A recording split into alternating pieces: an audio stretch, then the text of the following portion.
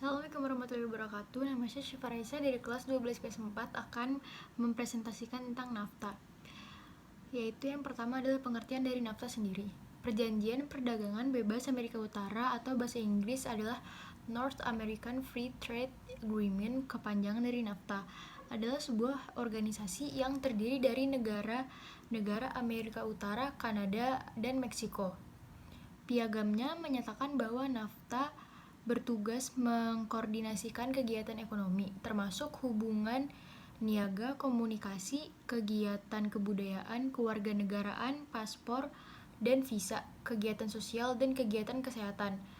Markas NAFTA berada di Washington DC, Ottawa, dan Mexico City. Lalu anggota-anggota NAFTA sendiri ialah yang pertama ada Amerika Serikat, yang kedua ada Kanada, dan yang ketiga adalah Meksiko.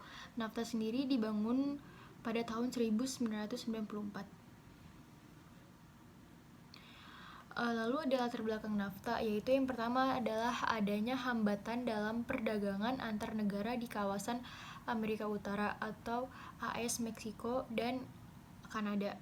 Lalu yang kedua adanya ketimpangan perkembangan ekonomi antar negara. Lalu yang ketiga adanya negara di kawasan tersebut dalam perdagangan bebas.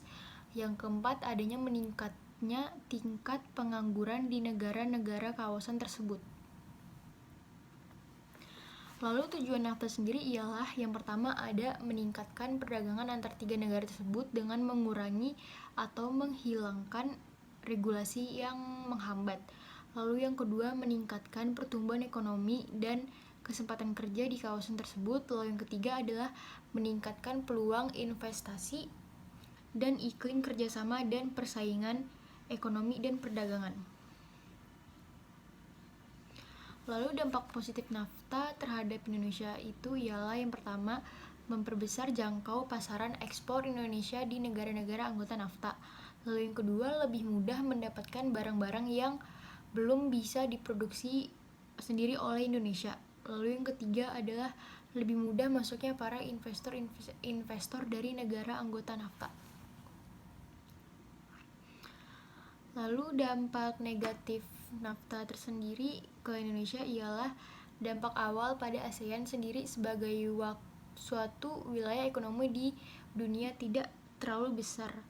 Lalu yang kedua adalah efek negatif terhadap ekspor komoditas pertanian juga lebih besar dibandingkan negara ASEAN lainnya. Di antaranya ekspor beras Indonesia akan turun 70% dibandingkan Malaysia misalnya hanya mengalami penurunan sekitar 2,8%. Sekian dari saya. Wassalamualaikum warahmatullahi wabarakatuh.